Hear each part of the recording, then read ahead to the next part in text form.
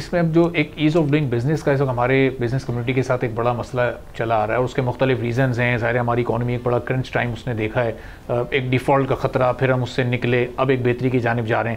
لیکن یہ as of doing business اور کاسٹ آف ڈوئنگ بزنس جو مستقل بڑھ رہا ہے, تو جو پرانے بزنسز ہیں سب بزنس کمیونٹی کے, وہی مشکل میں تھے. نئے بزنس کو کیسے آسانی کے ساتھ لے کر چل سکیں گے؟ وہ جو مشکلات پچھلے بزنسز کو درپیش ہیں وہی والی مشکلات تو نہیں ریپیٹ ہونے دیکھیں, ہمارے ملک میں جو بزنسز کو یا انڈسٹریز کو جو بھی مشکلات ہیں اس کی دو وجوہات ہیں. ایک وجہ ہے مہنگی قیمت بجلی کی, اور نمبر 2 ہے bank interest rate. Bank interest rate جو آہستہ آہستہ کم ہونا شروع ہو گیا, وہ 22 سے آ کے 15 پہ آ گیا ہے, اور میں توقع کرتا ہوں کہ اگلے 2 مہینے میں مزید 2-3% کم ہو جائے گا. تو انٹرسٹ ریٹ کی حد تک تو معاملات کنٹرول میں آ گئے. اب رہ گیا مسئلہ بجلی کا. بجلی کا جو مسئلہ ہے, اسی کی وجہ سے ساری صنعتیں مشکلات کا شکار ہیں. آپ 60 روپے کا یونٹ دیتے ہیں بجلی کا کراچی میں صنعت کو, سعودی عرب میں یہ 13 روپے کا ہے.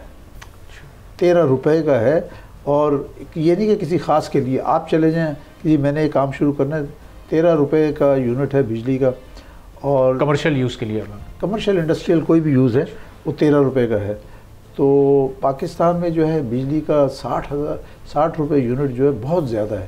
اس کو جب تک ٹھیک نہیں کیا جائے گا نہ صنعت ترقی کرے گی. آج بھی صنعتیں کراچی کی بہت بند ہو رہی ہیں. پھر اس کے بعد جاب لیسنس ہے, لوگ بے روزگار ہو رہے ہیں, لا اینڈ آرڈر کی سچویشن پیدا ہوتی ہے.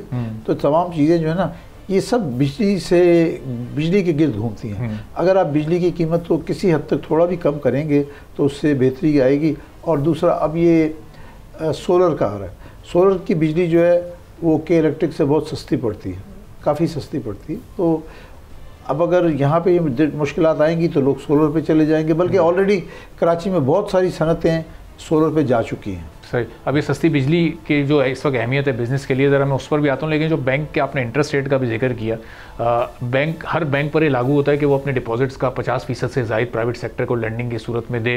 لیکن ہم نے دیکھا کہ بینکس اس میں ناکام ہو رہے تھے, اور شاید انٹینشنلی دینا بھی نہیں چاہتے تھے پرائیویٹ سیکٹر کو لینڈنگ. اور پھر اضافی ٹیکس سے بچنے کے لیے وہ جو ADR ٹیکس تھا, وہ اسلام آباد ہائی کورٹ کا انہوں نے رخ کیا. وہاں پر ایک اسٹے موجود ہے. اب وہ گورنمنٹ اس کو کب چیلنج کرتی ہے دیکھنا ہوگا. تو یہ بینکس کا یہ رویہ پرائیویٹ سیکٹر کے لیے کتنا حوصلہ شکن ہے کہ آپ لوگ اب لینڈنگ کے لیے بینک جائیں گے, انٹرسٹ ریٹ کم ہو رہے ہیں, اور بینکس آپ کو لینڈ نہیں کرنا چاہ رہے ہیں؟ دیکھیں, بینک تو اب لینڈ کرے گا, کیونکہ جو مین بورور تھا وہ گورنمنٹ آف پاکستان تھی. گورنمنٹ نے اب ان سے پیسے لینا بند کر دیے ہیں. وہ جو بھی ٹی بل آتا ہے تو جتنی ریکوائرمنٹ ہوتی ہے اس سے بہت زیادہ آفر ہوتی ہے, اور وہ بینکس جو ہیں وہ اس کو دیتے نہیں ہیں. لہٰذا یہ جو بھی سسٹم ہے, رویہ ہے, آج بھی آپ دیکھیں گے نا تو میرا خیال ہے کوئی قانون میں رد و بدل آئی ہے جس کی وجہ سے سڈنلی جو ہے بینکس پرائیویٹ سیکٹر کی طرف جا رہے ہیں کہ آپ ہم سے لون لیں. اور لیکن پرائیویٹ سیکٹر والے ابھی بھی لون نہیں لے رہے ہیں. وہ کہتے ہیں یہ 15% بھی زیادہ ہے. وہ تو ایک بات کرتے ہیں سنگل ڈیجٹ میں کر دیں کہ 9% ہونی چاہیے. اب چلیے 9 تو نہیں ہوگا, لیکن میری ایک توقع ہے کہ آئندہ 2 سے 3 مہینے میں یہ تقریباً 11% کے قریب آئے. سبسکرائب کریں اور بیل دبائیں تاکہ کوئی خبر رہ نہ جائے.